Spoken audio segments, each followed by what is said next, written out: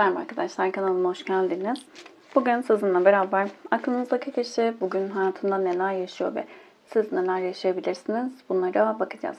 İlahi Güç'ten en net bilgileri alarak aktarabilmek niyetimi alıyorum. Enerjiye dahil olmak için kanalıma abone olmanız ve bu videoyu beğenmeniz yeterli olacak. Hemen başlayalım. Öncelikle aklınızdaki kişi bugün hayatında neler yaşıyor dediğimizde Volkan'ın ruhu olarak geliyor. İçinde patlamak üzere olan duygu ve düşünceler var. Bastırdıkça daha büyük bir basınçla daha çok dışa vurmak istiyor. Öfke ve sinir doğru orantılı olarak seni ele geçirebilir dedi.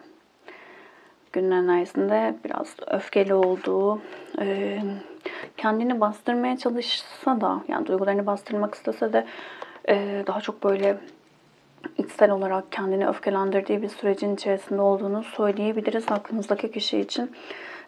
Burada dışarıya çok tepki vermiyor olsa da içsel olarak hani bazen kendimizi dolduruşa getiririz ya. Böyle bir enerjisi var. Ciddi bir korku enerjisi var. Zarar görmekten korkuyor. İnsanların ona yaklaşmasından, ona ulaşmasından ciddi şekilde korkuyor. Yani bunu şey gibi düşünebilirsiniz, hani fiziki bir zarar verme gibi değil ama alanını korumak isteyen bir enerji de geliyor aklınızdaki kişi. Genel olarak çok fazla alanına insanları kabul edebilen biri olmayabilir. Biraz böyle kontrolcü biri olabilir. İlahi bir zamanlamanın içerisinde bir süredir bu tür şeylerle sınanıyor olabilir. İşte gizli düşmanları olabilir, arkasından iş çeviren kişiler olabilir, iş hayatında ya da ailesiyle ilgili. Artık bu konuların netleşmesi gereken bir sürecin içerisinde olduğunu söyleyebiliriz. Sistem tarafından bu konularda zorlanıyor diyebiliriz aklınızdaki kişi için. Şimdi devam edersek eğer yeni bir iş beklentisi olabilir. Yeni bir başlangıç yapma isteği çok yüksek olarak geliyor bugünün enerjisinde de. Şimdi burada özellikle hem iş hem de özel hayatıyla ilgili yeni bir başlangıç yapmak, yeni bir işe girmek, yeni biriyle olmak, kaderinde artık daha güzel, iyi yönlü değişimlerin olması, belki bir il değiştirmek, belki şehir değiştirmek, ülke değiştirmek gibi bazı düşünceleri olabilir aklınızdaki kişinin. Çok fazla böyle, nasıl söyleyeyim, ilgi gören biri olabilir ya da kendisini böyle tanımlıyor olabilir. Yani çok fazla dikkat çektiğini düşünen biri olabilir. Bu fiziki olarak da dikkat çekmek olabilir. Ya da statüsel olarak da böyle bir dikkat çekme durumları olabilir. Ama genel manada çok fazla etrafında düşmanları olduğunu düşünen bir kişi olarak geliyor. Biraz fazla da bu düşüncelerin içerisine girmiş diyebilirim. Yani nasıl söyleyeyim? İşte evet, etrafında ona zarar vermek isteyen insanlar olabilir ama burada sanki enerjiyi daha çok kendisi büyütmüş gibi. Kabuslar geçirdiği, gördüğü, uykusuz geçirdiği gecelerin olduğu, kabuslar geçirdiği gecelerin olduğu bir süreçten geçtiği ortada. Birazcık böyle şey sanki, yani enerjisi daha çok böyle ben çok iyiyim ve benim kötü olmamı istiyorlar dediği bir durumun içerisinde böyle bir enerjisi var. Konuşamadım. Biraz egonun yüksek olduğu bir süreçten geçiyor. Belki bununla sınanıyor da olabilir. Görmesi gereken bazı şeyler olabilir kendi egosu ile ilgili. Daha çok böyle olan şeylerin üstüne 10 katıyor, 20 katıyor gibi bir enerji var. Yani bu durumlar aslında bu kadar net ya da bu kadar onun için negatif insanlar etrafında olmasa da onun düşündüğü gibi o sanki işte bir kişi iki kişi arkasından iş çeviriyorsa bu durumu aklınızdaki kişi sanki işte bu durumları 100 kişi onun için yapmaya çalışıyormuş gibi düşünüyor. Anlatamadım galiba ama. Yani çok fazla vesvese yapıyor ve aslında düşündüğü gibi de olmayabilir. Belki onun karşısında işte ona akıl verenler, bak bunu böyle yap, ya bak işte şurada şunu yaptın ama keşke böyle yapmasın gibi uyarılarda bulunan insanlar olabilir. Bu durumları sanki kıskanılıyormuş gibi hissediyor ve buna yoruyor diyebiliriz.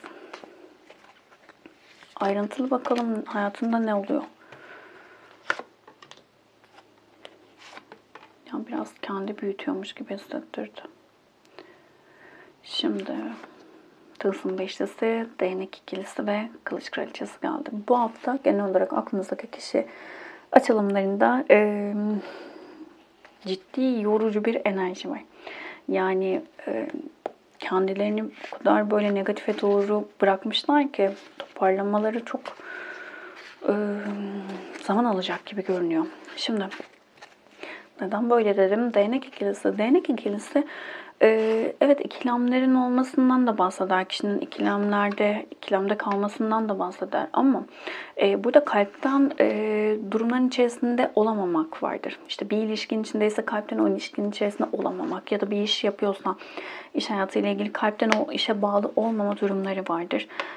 Kendini verememek vardır. Daha çok böyle bir bakıma zaman geçirme gibi bir durum diyebiliriz.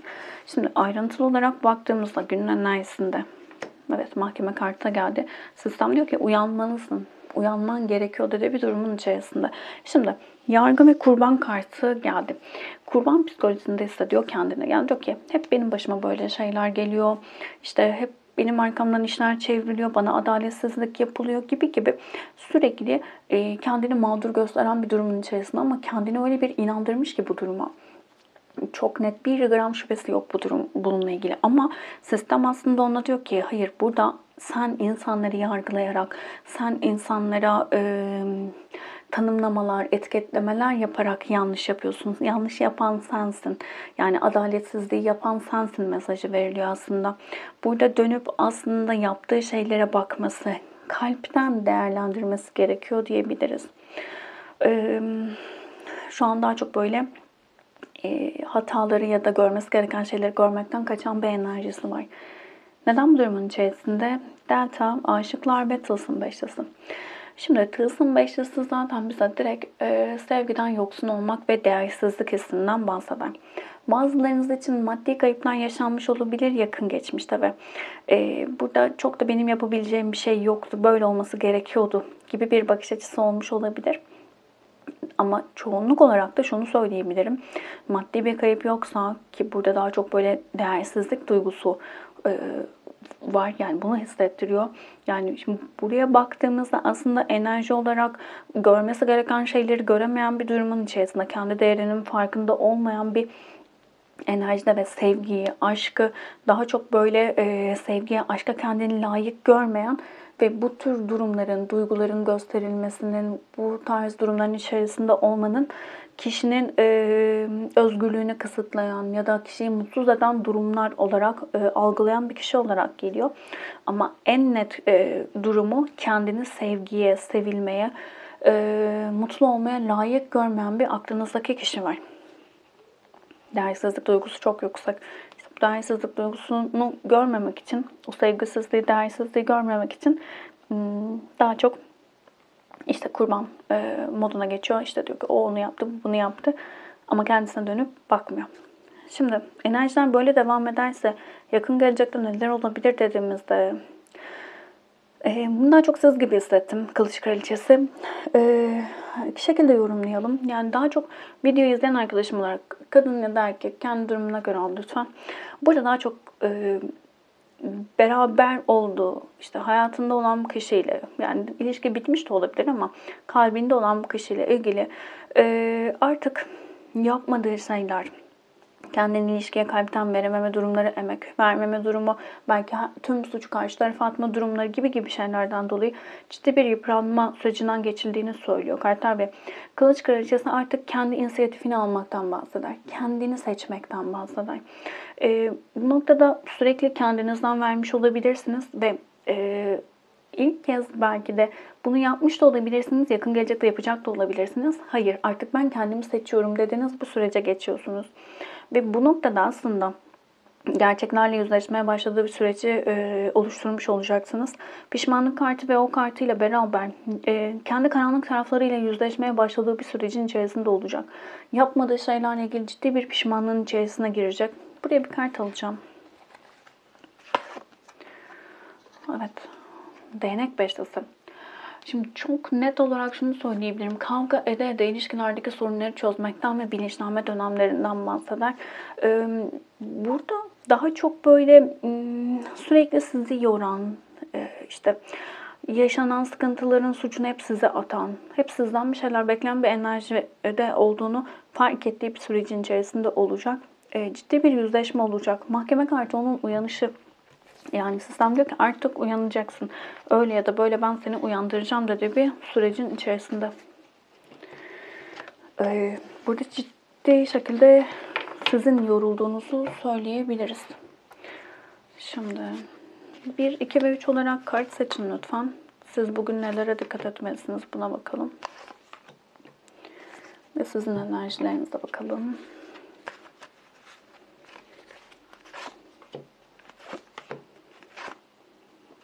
İki tane geldi, ikisini de aldım.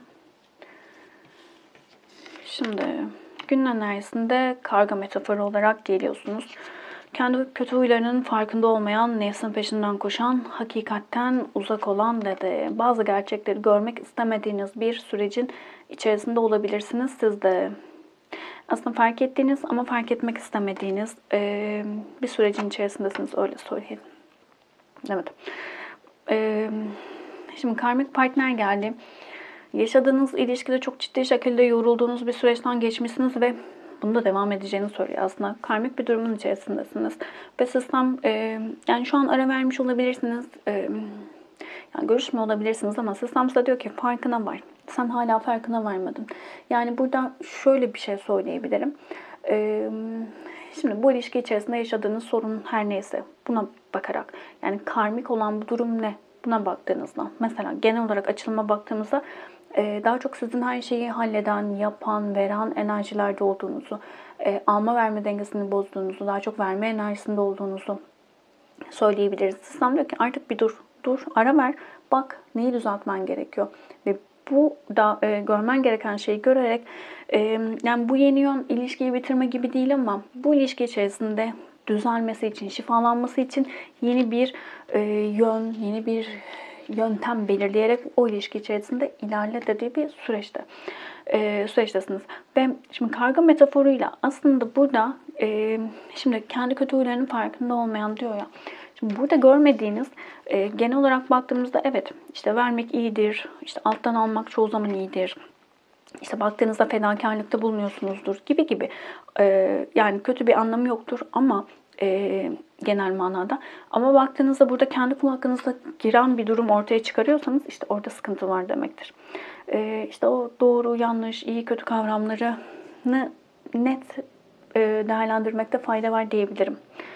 Şimdi günün enerjisinde kendinizden büyük birinden güzel bir destek alacak olabilirsiniz. Güzel bir fikir verecek olabilir. Göremediğiniz bazı şeyleri gösterecek olabilir. Ya da toparlanmanız için güzel bir yardım eli uzatacak olabilir size. Özellikle yargılamayla ilgili bazı konularda bakış açınızı değiştirmenizi sağlayacak olabilir. Bazı konularda çok net tavırlarınız, net düşünceleriniz olabilir, yargılamalarınız olabilir. Bunun böyle olmadığını fark etmenizi sağlayacağı bir durum ortaya çıkabilir. Bir olaya şahitlik edecek de olabilirsiniz. Ve bu noktada artık bir şeyleri görmeye başladığınızda, artık enerjilerin değişmeye başladığını, korunduğunuzu, böyle pozitif enerjilerin aktif olmaya başladığı, negatif enerjilerin böyle dağılmaya başladığını hissettiğiniz bir gün içerisinde olabilirsiniz. Biraz böyle saplantıyla takıntı arası bazı duygularınız olabilir. Köklenme ile ilgili sorunlarınız olabilir. Yani bu da aslında şöyle. Köklenme sorununuz olduğu için kaygılarınız olabilir, güvensizliğiniz olabilir. Yeni başlangıçlara ve bitişlere kendinizi çok kolay açamıyor olabilirsiniz. Bitmesi gereken bir ilişkiyi bitiremiyor olabilirsiniz. Bir ilişkinin içerisine girirken böyle bir bağlanmayla ilgili korkularınız varsa, güvenle ilgili korkularınız varsa ya da ne diyelim gerçek bir ilişki istemiyorsanız bilinçaltında hep bu tarz kişilere doğru çekilirsiniz. Yani ilişkinin devam etmeyeceği, işte üçlü durumların olacağı ya da sorunların çok fazla olacağı ilişkilere doğru çekilebilirsiniz. Yani o köklenme ile ilgili bazı şeylerin farkına varmanız gerektiğini söylüyor kartlar bize. Ve burada daha çok böyle aşk, tutku enerjileri de yüksek olacak. Duygularınızın arttığı bir sürecin içerisinde olacaksınız. Burada da aslında birazcık şey var. Gerçekten karşınızdaki kişiye karşı duygularınız aşk mı, tutku mu? Ya da duygusal açlıktan kaynaklı mı karşınızdaki kişiye çekiliyorsunuz? Bunu güzel değerlendirmeniz gerekiyor. Bunlarla ilgili bazı aydınlanmalar yaşayabilirsiniz bugün. Bir tane peri kartı alalım.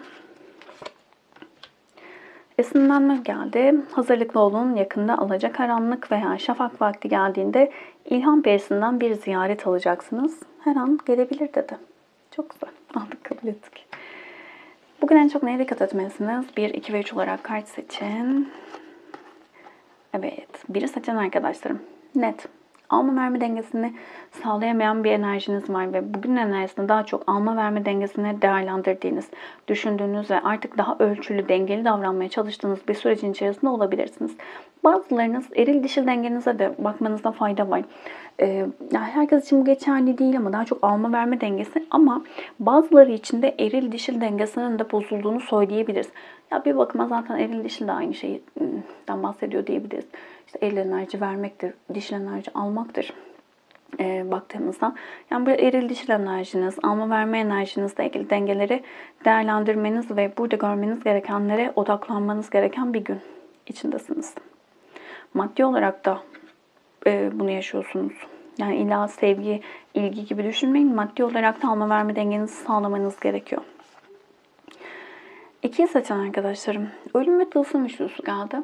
Şimdi tılsım üçlüsü arayışın son bulmasından bahseder bize. Sistem tarafından desteklenmekten bahseder. Yaratıcılığın, genel yeteneklerin yüksek olduğu bir süreçten bahseder. Buraya bir kart alacağım. Kılıç Prensi. Kılıç Prensi ağır eleştirilerden bahseder. Huzursuzluktan, partnerden kaynaklanan sorunlardan bahseder. Burada ama daha çok özellikle çalışan arkadaşlarım için bu zamana kadar çok fazla böyle eleştiri aldığınız bir iş yapıyorsanız işte ya da yaptığınız şeylerin kıymeti bilinmiyorsa artık bu eleştirilerin yavaş yavaş sona ermeye başladığı, kendinize yeteneklerinizi daha net göstermeye başladığınız bir sürecin içerisinde olacaksınız. Çalışmayan arkadaşlar için de şunu söyleyebilirim.